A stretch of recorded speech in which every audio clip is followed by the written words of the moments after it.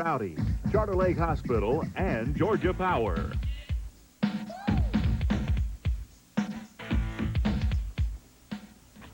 Hello, everybody, and welcome back to another season of Football Friday Night. I'm Frank Malloy along with Brad Bibb. Matt Miller will be joining us shortly from the Eyewitness Newsroom. Now, before we go any further, all right, I was wrong on the sports challenge. The Bills are not trying to become the first team to play in 3 consecutive Super Bowls. All right, Bradley, which team did it? Well, the Miami Dolphins did. The phone's ringing off the hook, so you people can quit calling now. Right. We've already corrected him and reprimanded him. We'll whip him after the show tonight. Super Bowl 6, 7, and 8. The Dolphins were in 3 straight. So, all right, on that note, we'll start off our 4th year of Football Friday Night. And Bradley, we give you the honor of highlighting tonight's top matchup. And a big game tonight, Frank, and a big crowd gathered at the Eagles' Nest to watch the Stratford Eagles kick off the season against crosstown rival Mount DeSales. Now, the Cavaliers, beginning their 2nd season under Robert Slocum, they were hoping for better things in 1992 after a tough year a year ago. Now, here come the Eagles out after the Cavaliers had already taken the field, and the very first offensive possession for Stratford, the Eagles were moving. Watch Chad Collins, the quarterback, make some nice, nifty moves, eludes the defense, and he's on his way for a 70-yard touchdown. The Eagles score on their first offensive set, and they led it 7-0. Meanwhile, Stratford pulling some trickery. The onside kick after they score, and they pounce on the onside kick, and they recover it deep in Mount DeSales territory, where later in the first quarter they would score again. Barrett Donnelly, one of the best kickers in the area. This is 49 yards, folks, and it's got plenty to spare. That's right through the middle. 10-0, first quarter, Stratford on top. Second quarter, Mount DeSales comes out throwing. Matt Fitzpatrick goes to Dean Howell. He makes a nice catch and then rumbles inside the 15-yard line. That would set up a Mount DeSales score, but they had to do it on 4th down. Fitzpatrick over the middle. Howell again. Touchdown to Sales. Point after was good, and the Cavaliers were within 3 at 10-7. But Stratford comes back later in the second quarter. Collins again calls his own number, keeps it, and rambles deep in Cavalier territory, stretching for that extra yardage. That's a first down. Few plays later, late in the half, Collins, the slant to Joey Cranford. Nice catch. He eludes the defense and scores. 17-7 at the half. The Eagles were on top. Third quarter, Rodney Collins goes to some more trickery. This time, Donnelly lines up in field goal range from 39 yards out, but instead it's a fake. And the quarterback and holder, Chad Collins, rolls out, finds his man, Scott Bailey. He lumbers into the end zone for yet another touchdown. Point after was good again, 24-7, Stratford on top. The defense played well all night long for Rodney Collins here. They forced the fumble, and Benji Christie on the bottom of the pile to pounce on it. The Eagles recover, and they were able to hang on. A happy opener for the Eagles tonight. They fly high as they win. Robert Slocum's team going down to defeat the final once again. Stratford 24 and Mount DeSales 7. Other scores, your defending champion in AAA, Southland. They look to be strong again this year. They roll over Terrell tonight in their opener, 46-7, that final. And George Walton, now in AAA, they beat the Windsor Knights tonight in Monroe, the final. George Walton 27, Windsor 13. This is a George Walton team, Frank, we've heard a lot about, and they appear to be very strong. I say that's not a trip you want to make up to Monroe, Georgia, No, and Windsor. think so. Just as soon have not made it tonight. We'll have to see what happens as the season goes along, Bradley. Well, it's time to shine for the Monroe Academy Mustangs. Head coach Bruce Lane had hoped to get the season started last night, but Mother Nature refused to cooperate, so the Stangs' debut pushed back until tonight. Let's head up I-75, and if you're a football coach this time of year, that's what you do a lot of, pacing up and down the sideline.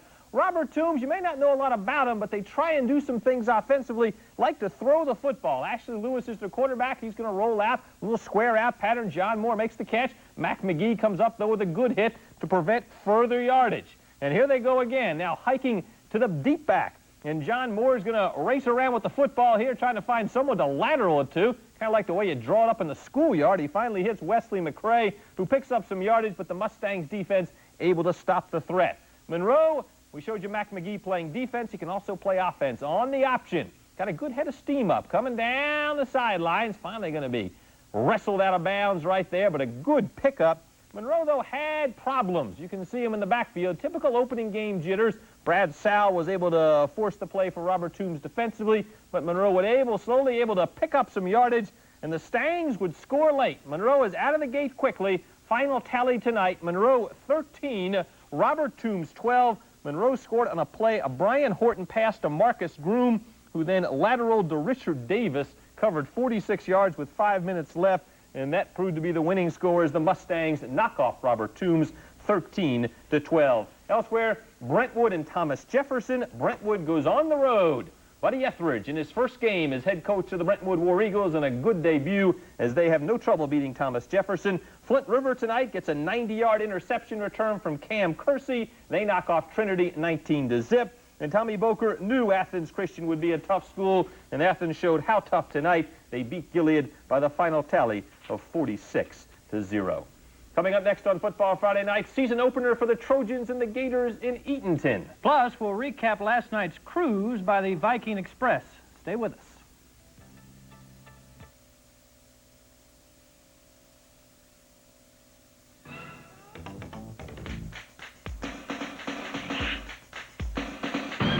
At Bo Willis Pontiac, Bo goes the extra mile for you, and we'd like to show you a few of the people who make that extra mile possible.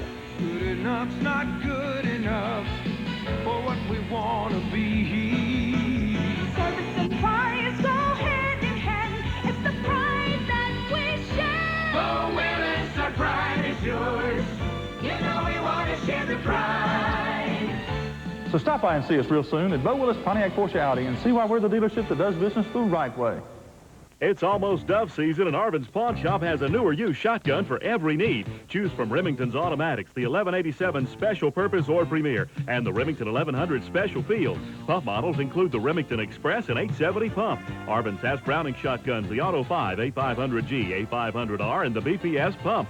Get the Beretta 303 Pump, the classic Satori over and under, and all your shotgun shells at Arvin's, where we loan money on almost anything of value. 3rd and Poplar, downtown Macon. Hello. Hi, Mom.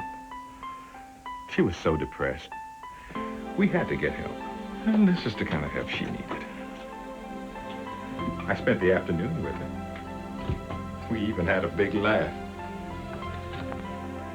Yeah, it has. It's been a long time.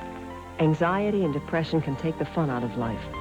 Charter can help, but only if you call. You won't believe how much better she is. Two of college football's most successful coaches face off in the Kickoff Classic. Iowa's Hayden Fry has an outstanding offense built around two of the nation's top receivers. But as always, North Carolina State's Dick Sheridan has a terrific defense with the power to shut down opponents. The Hawkeyes, the Wolfpack, and the Kickoff Classic on Raycom. North Carolina State meets Iowa Saturday at 9. Welcome back, everyone. Time to set our sights on Eatonton, where tonight the home Gatewood Gators kicked off their season against the Trojans of John Millage. And we're pleased to welcome our newest member of the Football Friday Night crew, Matt Miller, who is in the Eyewitness Newsroom with the highlights. Matt, a big welcome to you. Hello, Frank. Hello, Brad. I know it's a football show, but I've got my lucky Braves hat with me, hoping for a big win.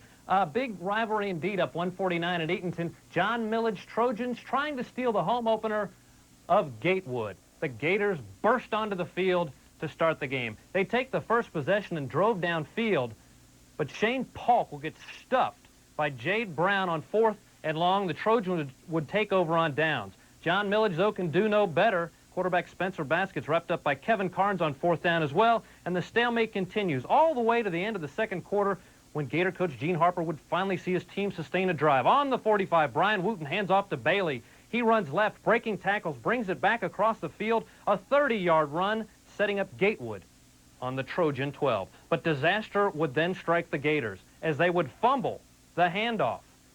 John Millage would recover the ball, Gator fans hanging their heads. But the Trojans would have trouble themselves fumbling the snap. Gators ball 1st and goal. Don Marchman is understandably upset. The Gators with new life make the most of it. Brian Wooten would roll out to his left. He'd throw the ball. It is actually tipped, but it would find its mark as Gator Chris Puckett would jump up with the first touchdown of the game, 6-0 Gators. But Gatewood does miss the extra point, which would come to haunt them. The score stays 6-0 until the 4th quarter. John Millage finally mounts a drive led by Dawson Harris, who breaks off this big run to set up the Trojans deep in Gator territory. Then, on a big 4th down play, the Trojans would take the ball and push it across for a 1st down, setting up 1st and goal. Then on the next play, Brandon West will take the handoff, burst up the middle to tie the score at 6-6. The next play is a big one as the fans know that. But the kick is up, and it is good, giving John Millage a 7-6 lead. Then, with time running out, the Gators are driving down the field, but a man who's made some big plays tonight, Jade Brown, would pick off the pass on 4th down. Trojans bring home the victory over the Gators, 7-6. The John Millage with a big win on the road. Gators play hard, but they fall to 0-1, and now we send it back to you guys and back in the studio. Okay, Matt, thank you. Good job tonight. You'll learn your way around Middle Georgia throughout this year, I can tell you that. All right, well, tonight is opening night for many GISA schools. There were a couple of matchups that took place on Thursday. At FPD, the Vikings ending years of frustration against Tatnall Square. And one of the big reasons they were able to do it, the Vikings were able to run the football. Mark Faraba back after a year's absence at the FPD helm. And he knows who to get the football to. Pitch it to this guy, the senior Chris Wilson. What a ball game he had, 260 yards. This was the first play from scrimmage, and it kind of set the tone. Wilson breaking tackles, and then once he's in the open field, he will not be caught. 4 touchdowns on the night for Chris Wilson. Got some excellent blocking, and then he was able just to knife his way into the end zone. That is touchdown number 2. As the Viking offensive line was able to dominate. Here the Trojans appear to have Wilson stopped. No, there he is again, loose just inside the post. We get another touchdown. FPD played the complete game. Defensively, they swarmed over Stephen Dew. Chuck Robinson comes roaring in here with the big play. We showed you the offense, the defense, and the special teams also doing their job. Matt Moulton right here forced to eat the football. And the Vikings are 27-7 winners, and we're pleased to have joining us live now the head football coach of the FPD Vikings, Mark Faraba. Mark, we said you were back after a year's absence, and certainly a big welcome home to you because your team played outstanding football last night. Thank you, Frank. Glad to be here. Appreciate you finally gave me a chair that I can sit down in. Oh, my goodness. All right, last year at this time, you're up at Kentucky. I mean, you're involved with Wildcat football. Are you thinking, this is it for me? You know, I'm now into the college game, and you know, I'll probably never see a high school football game again, or did you think maybe in the back of your mind you might be back? Well, I didn't think I was going to be back, but when I realized that I wasn't getting paid anything, I figured that I better start thinking about it a little bit. Opening ball game. I mean, obviously you knew you had some talent, especially at the skill positions, but were you surprised at the way your team was able to come out and dominate the line of scrimmage? Because I know that was a big question area for you, was how well your line would be able to perform. Well, I was a little bit surprised, but yeah, I think we got the players that can go out there and do that, and we weren't sure exactly because we'd had a scrimmage and did not look real good, but I knew we were capable, and it was good to see it happen. Now, traditionally, I think even your state championship teams, your teams start the year kind of slow and build momentum, but it seemed like last night you were on all cylinders. Well, that was the first time we'd won an opening game since 1985, so it was kind of nice to win one the first time out. It's rough starting out 0-1 every year, but we really played good, I thought. All right, now what about expectations? I mean, I'm sure all your fans are patting you in the back saying, boy, it's going to be a great year, you know, just based on the opening game performance, and obviously everyone had to be impressed with that. But, you know, now what do you have to do to kind of bring, especially your players' feet like back to the ground and say, guys, you know, we got to get right back at it next week? I mean, because, you know, this win was good, but obviously it's not going to help us next week. And is that difficult to do to kind of get everyone's heads straightened back on?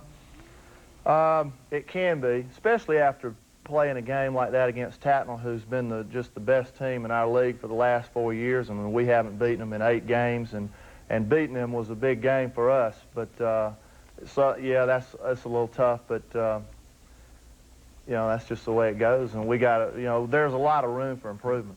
Of course, your team, obviously, very talented quarterback in Philip Anderson, but obviously Chris Wilson shows he's an excellent running back. Is that going to make you hard to defense, the fact, I mean, if someone tries to key on Wilson, you know, Anderson can throw the football? Is that something you have in your favor, the fact that you can really go either way offensively? We hope so. That's what you try to get, usually. Told me you were going to do this, didn't you? Well, I appreciate your first and last visit on Football Friday night. Go on, get out of here. Thank you very much, Mark Faraba, head coach of the FPD Vikings, whose team very impressive in starting off the season 1-0, and we hope you enjoyed your brief visit because that's it. Don't go away just yet. We're not talking about you, Coach, because we want to make sure that you know that Westfield last night, opening up under Joby Boydstone, his first game as the Hornets coach, and he had to go down to Deerfield, a tough place to play, and Deerfield came away with a 33-8 victory. Westfield is home next week against Stratford. Upcoming, our Football Friday night play of the day. But up next, quite a few schools find themselves in new surroundings this year, and we'll tell you about that right after this.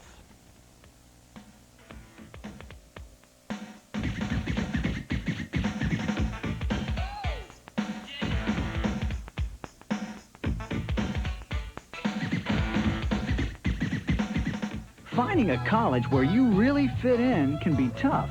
But at Georgia College, we make that choice easy with Sneak Preview Saturdays. Every weekend, students come check out our beautiful campus, see our long list of majors, and compare notes with some of the friendliest students in Georgia.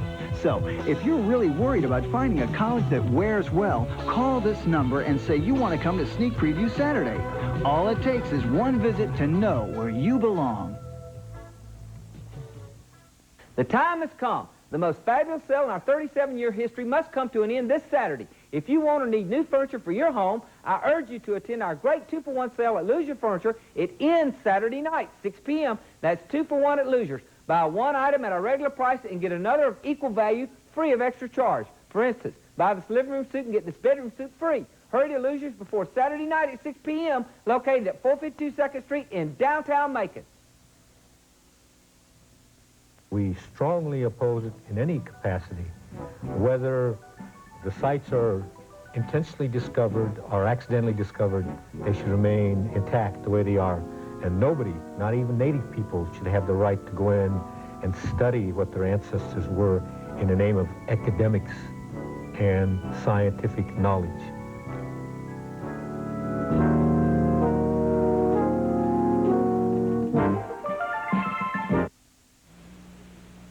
Now, 13 Eyewitness News on the hour.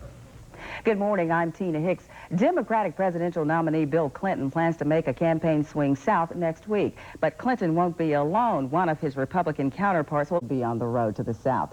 Vice President Dan Quayle will make an appearance in Albany. Bill Clinton, however, says he'll swing through central Georgia with a stop-off in Macon on Tuesday. I'm Tina Hicks. Have a great weekend. Okay, thank you, Tina, and welcome back to the show, everybody. While the GISA season is off and rolling, next Friday the Georgia High School Association will kick off their season, and many schools will be battling new opponents in the upcoming year, and the reason is region realignment. Indeed, the Southeast Warriors are moving up from AAA back to Quad A. They've been there before. This year, back with Southwest, Northeast, and Central in Region 2, Quad A. Also, the Jones County Greyhounds go from 6AA to 2 AAA, along with Perry and Dodge County, and Bubba Williams knows what AAA is all about. We're familiar with only 2 of the schools that we're in with, Dodge and Perry. We've been there before. And it's just, there's some new teams that, we just got to get kind of suited to. And but other than that, it's just going to be a great challenge for us. We got another, region we got to get used to, different style of ball again. But hopefully our kids, will, get up to the task. Bubba also says he hopes the bus is up to the task. A lot of traveling. All right, let's check out the teams changing places. Southeast goes from 3 AAA to 2 Quad A. Upson Lee, well, they're actually a combination of 2 schools. They moved from AA and Class A to 4 Quad A. Of course, it's a combination of R.E. Lee and Upson County High School. Jones County, as we told you, goes from 6 AA to 2 AAA. Also into 2 AAA, the Perry Panthers. They had been playing with Mary Persons in those schools in Region 4 AA. The Irish of Dublin are dropping down a classification. They go from 2 AAA to 3 AA, but 3 AA is a tough region. Dublin will find out, as will Wilkinson County, as Ricky Smith takes his Warriors up a class. They go from Region 4A to 3 AA. They kick off the season next week. East Lawrence is dropping down a classification. They go from 3 AA, where they were very successful last season, to Region 3A West. Joining them in 3A West, Telfair County. They also drop down a class. Lamar County is moving down. They move from 4 AA to Region 5A. And Americus drops from 4 AA down to 1 AA, so a number of the regions, in particular Mary Persons region, going from like 8 or 9 teams down to 5 teams. We'll just have to see what happens. Still ahead on this edition of Football Friday Night, our award-winning Bo Willis Play of the Day. And we'll also talk college football as our experts here unveil our preseason Fab Five. Don't go away.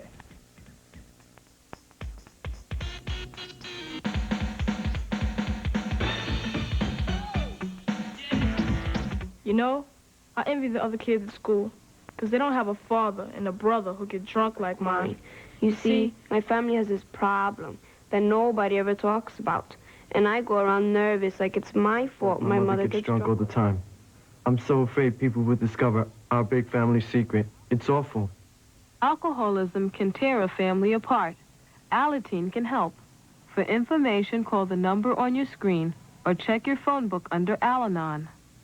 It's time for a new wardrobe, and that means a visit to the Crate. Great-looking name-brand fashions arrive daily. The selection has never been better. If it's hot and it's in, the Crate's got it. All the latest styles that demand compliments. The hottest name brands. Fashions for any occasion. The Crate wants to dress you in style. Fresh new merchandise is at the Crate now. Why shop those other stores that have a sale every once in a while? The Crate offers the absolute best prices every day. The Crate has the absolute best prices every day. So for office, school, or weekend fashions, think the Crate. You'll get cool savings at the hot summer sale going on now at Union Furniture. Black and brass dinette sets, only $1.99. Black and brass bedroom suits, $5.99. And the price on beautiful black leather-like sofas with love seats dropped to a low $3.99. It's the sale of sales going on now at Union Furniture. Check your sale paper for more hot savings. Plus, if you've never had credit, open up your own account. Ask about our $59 down, $59 per month credit special. Catch the hot summer sale at Union Furniture, 464 3rd Street, downtown Macon. It's that time again. Time for you to win big with WMAZ TV's Bonus Bucks giveaway. And welcome back, everyone. Time now for one of our favorite features to the show, the Bo Willis Football Friday Night Play of the Day, as voted on by our crackpot staff here at Football Friday Night. Coach Faraba excluded from the voting. We go back to Stratford's Eagle Field, where tonight the Eagles hosting Mount DeSales. Quarterback Chad Collins in the first quarter. A nifty bit of running. He is on his way, folks. That is a 70-yard touchdown. It got the Eagles out to a 7-0 lead, a lead they never relinquished.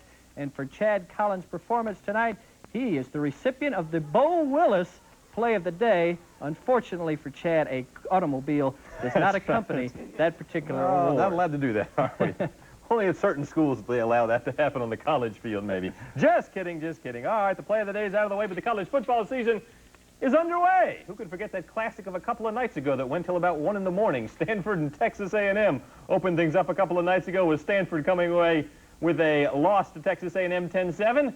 So time now for our Football Friday Night staff. I'm eventually getting around to it to unveil our initial Fab Five. It's been one of those nights. 5 teams we think are the best in the land. And here they are, our preseason choice as number 1, the Hurricanes of Miami. They pick up 33 points in our computerized balloting. Florida State is second, 26 points. Penn State, number 3. The Nittany Lions in Miami will meet this season. We like Notre Dame 4th right now, and the Florida Gators coming in 5th. 3 teams from the state of Florida in our FFN Fab 5 as we start off the new year. And Matt Miller has just told us the Braves are still trailing to the Phillies now in the 9th inning of play, 7-3. The Braves are behind. The Falcons lost 27-21. I messed up the sports challenge. Other than that, it's been a great night. Oh, it's been a wonderful night. We didn't get rained on tonight like last night at FPD either. And so that'll do it. That'll wrap it up for week number 1 of the prep football season. Next week, a full field of games as the Georgia High School Association teams kick off the new season. And, of course, we're going to be adding jerseys to our set. So if you want to get your school's jersey on there, feel free to swing by the station or else just put it in the mail. We'll be glad to hang it up as we expand our set throughout the year. For Brad Bibb and Matt Miller, I'm Frank Malloy. We leave you with the Stratford Eagle Marching Band. So long, everybody. We'll see you next week.